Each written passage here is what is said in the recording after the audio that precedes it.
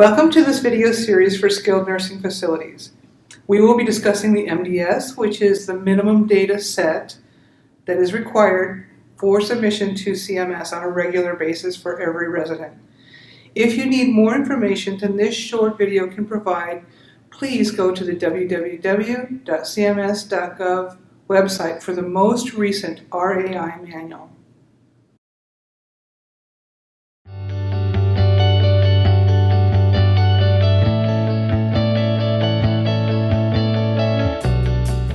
Today we'll be talking about signing off an MDS assessment.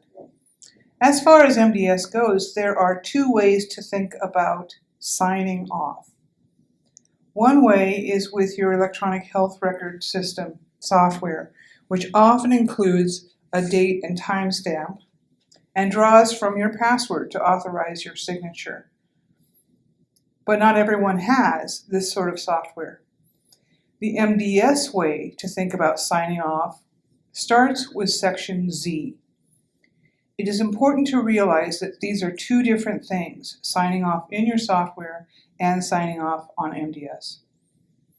It is also important to know your company's policy about who signs off for each MDS section. This is not dictated by MDS or by the state, but by your company's policy and procedure manuals. Ultimately, the Director of Nursing is responsible to authorize each signer. Each authorized signer is attesting to the accuracy of their work. That means it is their responsibility to be aware of all the RAI manual intents, guidances, and section options for the items that they personally finished. It can be that more than one person finishes a section. In that case, both people sign Section Z, noting the specific items that they answered. Each section must have at least one signer by the ARD date listed on A2300. Then the RN Assessment Coordinator reviews results in the grid in Section Z, again by the ARD. The RN Assessment Coordinator can be the Director of Nursing, a quality person, or anyone else designated by the Director of Nursing according to company policy. According to MDS regs, that person must be an RN with a currently valid license.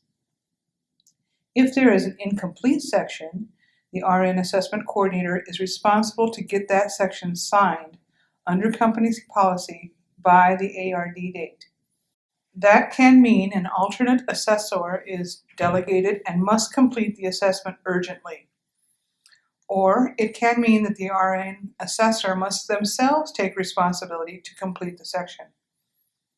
When the RN Assessment Coordinator signs off on Z0500A and Z0500B, that means the entire assessment is done according to company policy.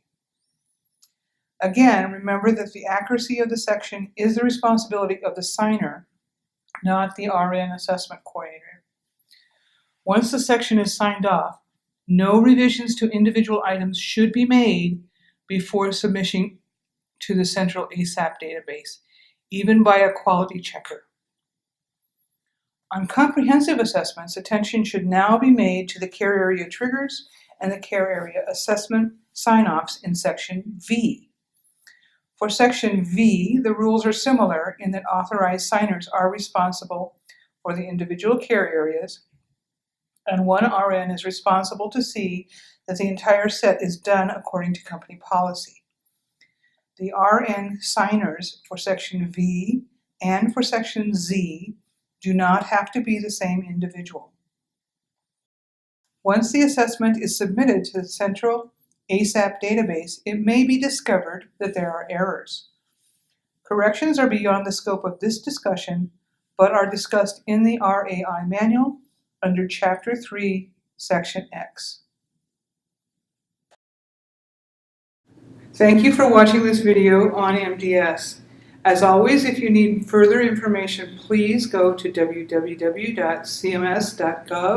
for the most recent RAI manual. That's your best information. Another good source of information is your state coordinator. There is a list of your MDS coordinators in Appendix B of the RAI manual. Thank you for your time.